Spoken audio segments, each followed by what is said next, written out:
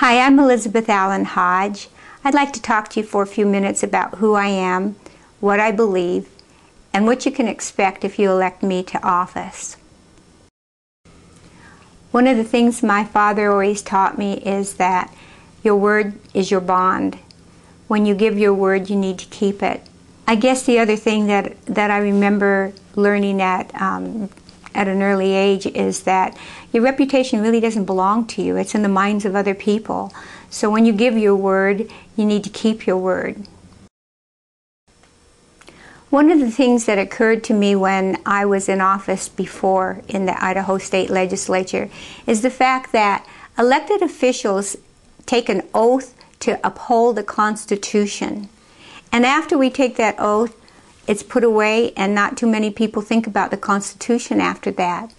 I believe that we need to do our utmost to honor our oath of office, to uphold the Constitution, to protect the unalienable or natural rights of all people, irrespective of their political persuasion, irrespective of their background.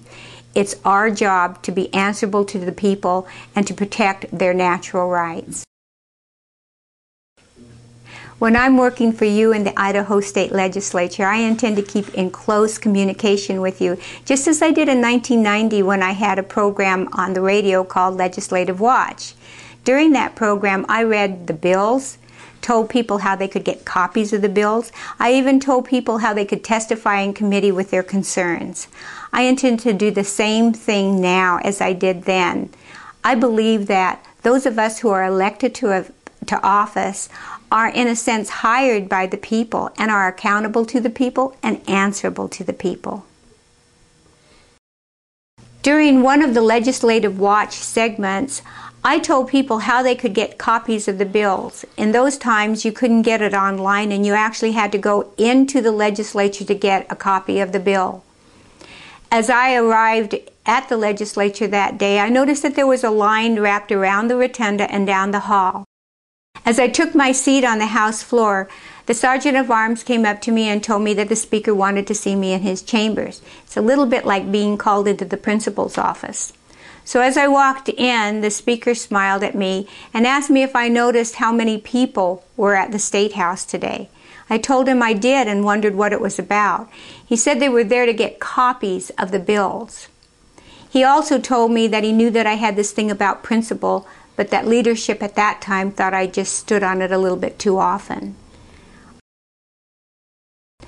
The most important thing that a legislator can do is value the trust that the people put in them when they elect them to office, and that it's our duty to vote principle over politics. In terms of openness and accountability in government, I believe that the activities of our legislature should not be concealed from the people. We should be open and clear with the people in terms of what our plans are and what we're doing. Over this next year, there's a very good possibility that the Idaho State Legislature will be facing a significant shortfall. So how do we face this? What do we do about it? First of all, I think we need to stop playing the blame game. We don't need to worry about whether we get the right Republican answer or the right Democrat answer. I think we need to go to the marketplace. I think we need to work together. I think we need to go beyond party affiliation and see what we can do to find solutions to the problems. One of the things we've talked about is alternative energy. I would like to see the government give encouragement in the form of tax exemptions or incentives, anything that they can do to encourage individuals or groups to spend their time, their money, their energy to find affordable alternative energy for Idahoans. Quality education is essential for our children if they are to compete in a global economy. In terms of the responsibility of children being educated, I believe that it's the parents' responsibility to both protect and educate their children, whether they choose public schools, charter schools, private schools, home schools. It is ultimately their responsibility to make sure that children are educated. This year, K-12 public education budget was $1.4 billion, nearly the same amount of the entire Idaho state budget for 1998. The classroom enhancement package developed by State Superintendent of Instruction Tom Luna sends money directly to the classroom in the form of supplies, textbooks, and help with remediation for students who are struggling with the ISAT. This is one step in the right direction to making sure that the monies go directly to the students.